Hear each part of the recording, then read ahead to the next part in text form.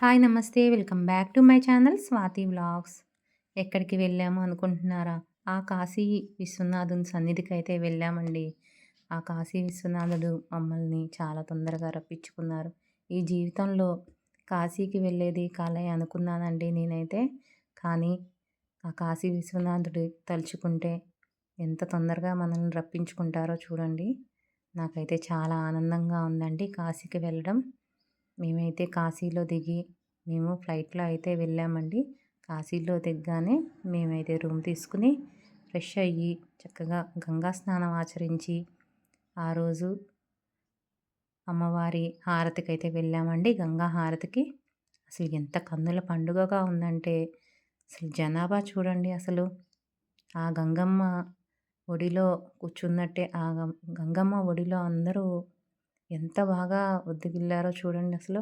ఎంత బావుందో అసలు. గంగా నదంతా ఆ జనంతో నిండిపోయిందండి. హారతి గూడా ఎంత బాగా చేశారంటే 2 కళ్ళు సరిపోలేదండి చూడ్డానికి. ఆ అమ్మవారిని ప్రతిమ చక్కగా అక్కడ కూర్చోబెట్టి హారతయితే ఇచ్చారు. ఆ డమరు ధ్వనితో ఆ గంగమ్మ హారతి, ఆ పాటలు అసలు చెవిలో ఇంకా మోగుతున్నట్టే ఉన్నాయండి. చాలా బావుందండి. అందరికీ ఈ దర్శనం కలగాలని కోరుకుంటున్నానండి. మీ అందరికీ కూడాను. చక్కగా పూలహారతి ఇచ్చారండి. మంగళహారతి ఇచ్చారు. ధూపహారతి ఇచ్చారు. సాంబ్రాణితో ఇచ్చారు. అసలు ఎంత బాగా చేశారంటే అసలు చాలా బావుందండి అసలు.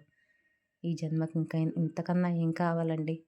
ఆ స్వామివారిని కూడా దర్శించుకున్నాము. చాలా బాగా జరిగింది. స్పర్శ దర్శనం జరిగిందండి. చాలా బాగా జరిగింది.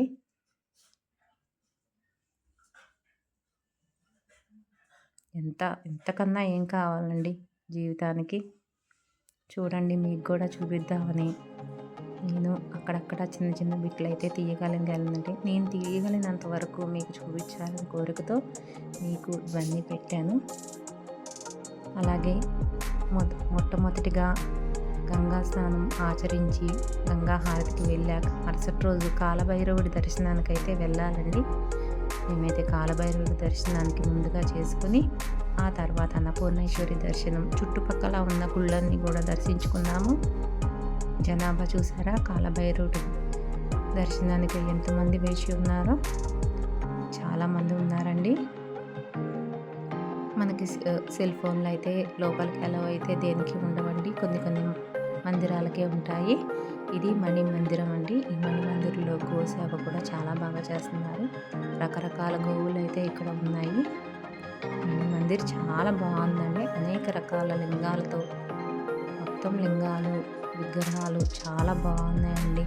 జీవం ఉట్టి పడేలాగా ఉన్నాయి. ఇది మృత్యుంజయ మందిరం అండి. లింగాలైతే నేల మీదే ఉన్నాయండి. చాలా జాగ్రత్తగా చూసుకుని దండం పెట్టుకుని పక్క నుంచి వచ్చామండి. అలాగే ఇక్కడైతే ఒక బావి అయితే ఉందండి. బావిలో ఎప్పటి నుంచో చాలా సంవత్సరాల నుంచి ఋషులు చేపల రూపంలో మారిపోయి అక్కడే ఉన్నారంట. అవి కూడా దర్శించుకున్నాము. అక్కడ నీళ్ళు అయితే చాలా స్వచ్ఛంగా ఉంటాయండి. ఎవరైనా వెళ్తే ఆ వాటర్ కూడా తెచ్చుకోండి. చాలా రుచిగా కూడా ఉన్నాయి. వాటర్ తాగి చూసాము. చూసారా అండి, మణిలింగాలండి ఇవి.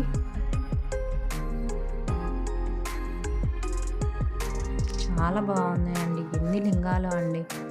చూస్తుంటే చూడాలనిపించేలాగా ఉన్నాయి మందిరాలన్నీ. ఇళ్ళల్లో కూడా చక్కగా శివలింగాలు పెట్టుకుని అభిషేకాలు చేసుకుంటున్నారండి. అక్కడ చిన్న చిన్న గదుల్లోనే. మనం ఎంత భయపడతాము ఇంట్లో లింగాలు పెట్టుకోవాలా అని. వాళ్ళైతే ఇంట్లోనే పెట్టుకున్నారు. నేను ఒక 2-3 చోట్లయితే చూశానండి షాపింగ్కి వెళ్ళినప్పుడు. ఇక్కడైతే మన చేతులతో మనమే అభిషేకం చేసుకోవచ్చండి. చాలా బాగుంది. మేము కూడా అభిషేకం ఆచరించుకుని అక్కడి నుంచి అయితే వచ్చేసామండి. కానీ అక్కడే ఉండిపోవాలని కూర్చోవాలంటే కానీ మనకంత టైం కూడా ఉండదండి. అదిగోండి అది లింగాలు చూసారా.